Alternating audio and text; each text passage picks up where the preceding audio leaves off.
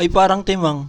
Kaya pala wala nang buo na mahanap, puro barya na pala ang natira. Kakanood ko kay Yalo, naisipan ko na rin mag-ipon ng maraming barya. Pag sari-sari store kasi ang negosyo mo, kailangan lagi kang may panukli. May mga customer pa naman na parang timang, bibili ng isang sigarilyo, 500 ng pera. Kaya ako, ginagawa ko, sinusuklian ko talaga ng maraming barya, 200 lang yung buo. Para naman ramdam na ramdam niya yung 490 niya sa bulsa. Hindi sa naiinis ako kasi 500 ang binayad niya. Sa totoo lang, may halo pang ang malasakit yun. Iniisip ko kasi baka bibili pa siya sa ibang tindahan. Tapos buo pa rin ibayad niya. Paano kung makatsyempo siya ng tinderang walang dilig? Eh di masasakit na salita ang kanyang maririnig. Wala nang dilig, puyat pa. Magbiro ka na sa lasing, wag lang sa tinderang kulang sa tulog. Pangiti-ngiti lang yan sa customer na maraming binibili. Pero pag nasa CR yan, tapos naririnig niya sigaw ka ng sigaw ng pabili, nagmamadaling pumunta, sabay bigla mong babanata ng pabarya pala. I-ready mo na yung tainga mo sa maririnig mong bars na may multi. Tsaka sa mga customer naman, wag kayong sisigaw ng pabili pero pabarya naman pala ang gagawin nyo.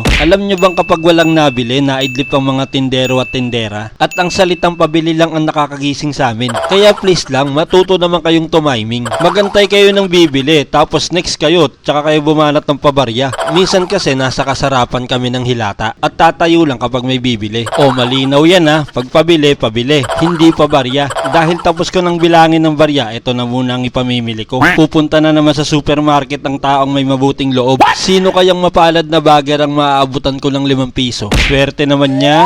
Pagkatapos kong mamili, hindi ko na pinakita sa inyo. Dahil may napansin akong hindi napapansin ng mga kasama ko sa bahay. OMG, nogso na pala this. It's so very delicate. Natunaw na pala sa sobrang init yung nilagay kong electrical tape. Bali sa electric kettle nga pala tong wire na nasunog. Bakit nga pala electric kettle ang tawag dito? Di ba ang English ng pakuluan ng tubig, boil water?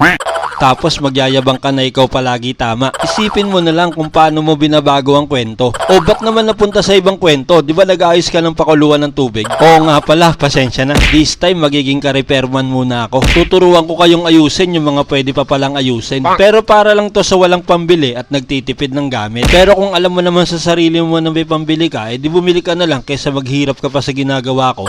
Mahirap kasi to, hindi kayang matutunan ng isang panooran lang. Bago ko na perfecto, marami muna akong electrical tape na nasayang, gunting na nawala at tsinelas na naputol. Hindi biro ang not joke, lalo na sa unang subok sa first try. Learning ang magtuturo sa'yo. Para maging perfect, kailangan mo munang manlibre palagi. Gusto mong pumogi, magpayaman ka.